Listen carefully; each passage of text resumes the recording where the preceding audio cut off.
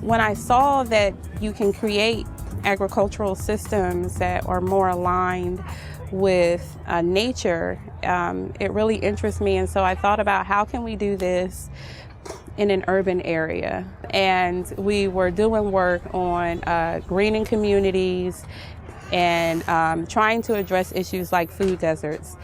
And so when I saw this concept, I thought, well, why can't we create food forests for our food deserts? Why can't we flip the script, allow the people to be more in control of their food source? And ultimately be able to allow people to take nice walks and pick their own fresh vegetables and their own fresh fruits and nuts, and also respect the land and use the permaculture design. This organization is doing critical work of putting people back in touch with the land. For example, I could message this in a lot of ways, right? I could say the health value, which is probably like invaluable to have good health and quality of life issues. But just economically, I was paying $30 or $40 every 2 weeks to get my yard cut, right?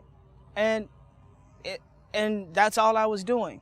Now I don't have to pay anyone to cut my lawn, and I'm producing vegetables, something that's life-giving. For me and a lot of other people, there's sometimes like a barrier of, I don't have a green thumb, or I don't really know what to do, or it's too hard, or it seems like a difficult thing to do oneself. But I think when you can come out and be with other community members and be mentored by people who do know what they're doing, it's just really exciting. You're like, oh, it's not that hard. I can do this. I can weed, I can dig, I can, plant some stuff in the ground. We've got 3 locations going on, and they're all dig-in sites, and they're mainly just maintenance. Because we've already done these sites before, we're just maintaining them and getting them ready. It takes about 2 or 3 years of maintenance to get it going on its own, and then all it takes is rain and sunshine. I heard about this Nashville Urban Food Forests happening, and I went to the meeting, and I was actually the first designer to contact Teresa about wanting to get on a design team and do a site. And so she was very excited to have me on board, and we started with this site last fall, just doing some groundwork, and then I did the design over the winter, and we implemented it in the spring. Every year I would just plant tomatoes, squash, okra, cucumbers, and people walk through here because this is a neighborhood in transition. It's being gentrified. It's formerly a very blighted area. And a lot of the folks that walk by would say, man, your cabbage looks good. And they would say, but you need to heal it up. And I was like, well, come and show me. So people start working in my yard, and I would just say, I give them a brown paper bag, just take what you like. And so it became just an annual kind of thing. So then when I met Teresa, she was like, would you like for your site to be an urban garden? I was like, yeah, I'd like that. And it's been so hugely successful. There's something called the design process, and you start with goals articulation, saying exactly what you want, your vision of what you see, and talking with the client about what kind of foods they want, what's their vision, how much food, how much time do they have for maintenance. And then from there you go to assessing the site, and you use something called the scale of permanence, which goes from the least changeable to the most changeable, starting with climate and ending with aesthetics. And you assess the property using each one of those factors, and then you wind up seeing patterns that are already happening, things that already want to happen themselves in the space.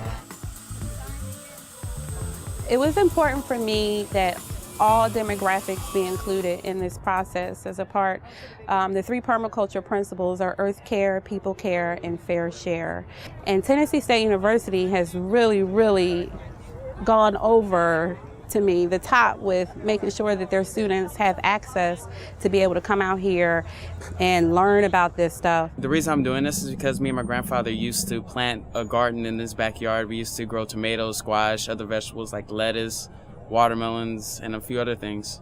We always grew our stuff because it's cheaper, and plus it's something that he did for his arthritis and things to keep himself moving. And plus it's healthier, and you don't have to have all those poisons and preservatives that are put in your food that who knows what the long-term consequences of those are. But if everybody would get out there and do this, there would be a lot less hunger in the world, and that everybody would be in a lot better shape. We're trying to leave some kind of mark on the world, some kind of mark. As time passes on, history erases, time just erases history. but we try to keep everything alive, try to keep people together. I really like helping people and meeting new people and assisting them in all the stuff they need to do, like helping out in the community. You know, it's all good to go to grocery store and stuff, but it's always nice to have natural stuff and grow your own things. Because some of them, you know, had said to me, you know, they were from communities where they didn't do this kind of stuff. They didn't put their hands in the dirt, and several of them said that they had never planted anything.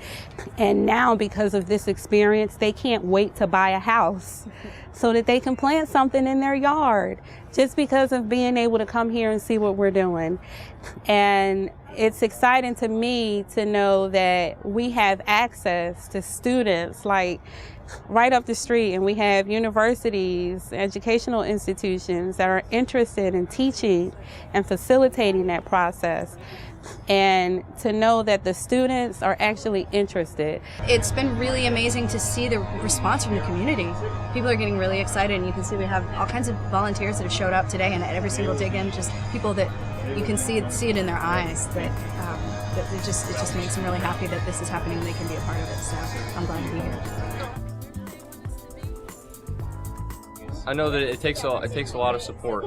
It takes a lot of people, not just getting out here and working on it, but spreading the word. And the more people will know about it, the better. And the more people understand it, the better. So it's definitely about education. I would say is get off the phones, off the Xboxes, the games, TV, and get out in nature. This is the treasure hidden beneath the weeds. It's delicious.